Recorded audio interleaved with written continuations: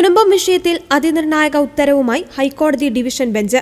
മുനമ്പത്തേത് വഖഫ് ഭൂമിയല്ലെന്ന് ഹൈക്കോടതി നിരീക്ഷിച്ചു. 1950 ആധാരപ്രകാരം ഇത് ഫറൂഖ് കോളേജിനുള്ള ദാനമാണെന്നും ഭൂമി തിരിച്ചെടുക്കുവാനുള്ള വ്യവസ്ഥ വന്നതോടെ ഭൂമി വഖഫ് അല്ലാതായെന്നും കോടതി വ്യക്തമാക്കി. മുനമ്പത്തേത് വഖഫ് ഭൂമിയാണെന്നായിരുന്നു ഹൈക്കോടതി സിംഗിൾ ബെഞ്ച് നിലപാടെടുത്തത്. വഖഫ് നിയമം അനുസരിച്ചുള്ള നടപടികളെ പറ്റൂവെന്നും നിലപാടെടുത്തിരുന്നു.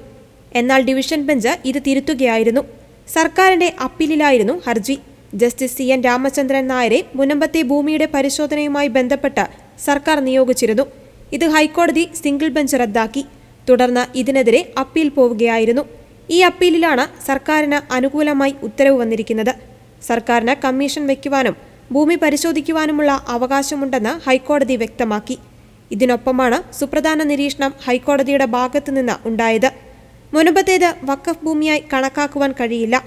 1950 ആധാരപ്രകാരമാണ് വഖഫ് ഭൂമി എന്ന നിലയിൽ ഫറൂഖ് കോളേജിലേക്ക് വരുന്നത്. തിരിച്ചെടുക്കുവാനുള്ള വ്യവസ്ഥ അതിൽ ഉൾപ്പെടുന്നു. ഭൂമി തിരിച്ചെടുക്കുവാനുള്ള വ്യവസ്ഥ വന്നതോടെ അത് വഖഫ് അല്ലാതായി മാറിയെന്നും ഹൈക്കോടതി ഡിവിഷൻ ബെഞ്ച് നിരീക്ഷിച്ചു.